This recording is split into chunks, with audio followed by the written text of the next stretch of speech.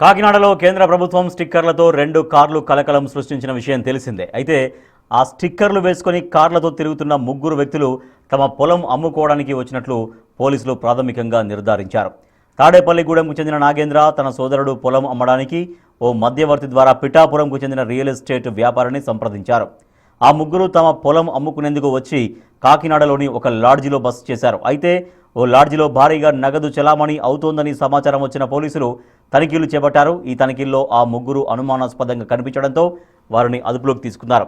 వారి కార్లను చెక్ చేయగా అందులో కౌంటింగ్ మిషన్, 2 బ్యాగులు లభించడంతో కలకలం రేగింది. అయితే వారి పొలం అమ్మగా వచ్చిన డబ్బులు లెక్కబెట్టుకునేందుకే కౌంటింగ్ మిషన్, బ్యాగు తీసుకువచ్చినట్లు పోలీసులు తెలిపారు.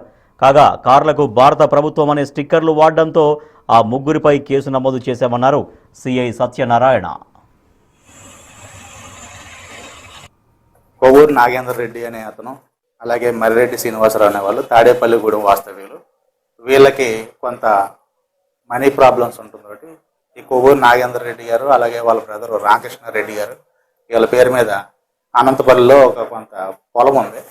ఆ పొలాన్ని అమ్మేసి ఆ డబ్బులతో డబ్బులు తెచ్చుకుందామనే ఉద్దేశంతో వాళ్ళు కుప్పుల కళ్యాణ్ చక్రవర్తి అని ఇతను రాజమండ్రిలో ఉంటాడు.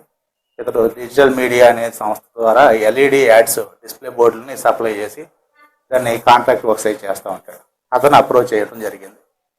ఈ ముగ్గురు కలిసి ఇక్కడ పిఠాపురంలోని గంగాధర్ అనే ఒక రియల్ ఎస్టేట్ బ్రోకర్ తోటి కాంటాక్ట్ అవుతే అది అమ్మి పెడతామని చెప్పేసి ఇక్కడికి రండి, ఇక్కడ బేరం ఉందని చెప్పడంతో వీళ్ళు శాంతినివాస లాడ్జిలోని రూమ్ తీసుకుని అతను అమ్మకందారుడు వస్తాడని వెయిట్ చేస్తూ ఉండగా ఈ లోపానికి వచ్చిన సమాచారం మీద మేము అక్కడ రైడ్ చేసి వాళ్ళని పట్టుకుంటే వీళ్ళ పూర్తి విచారణ, పోలీస్ పూర్తి విచారణలో వీళ్ళ యొక్క సైట్ పొలం ఏదైతే ఉందో పొలం డాక్యుమెంట్లు ఏదేమైనప్పటికీ ఇది గవర్నమెంట్ ఆఫ్ ఇండియా అనేది స్టిక్కర్ని అతికించడం అనేది చట్టవిరుద్ధం.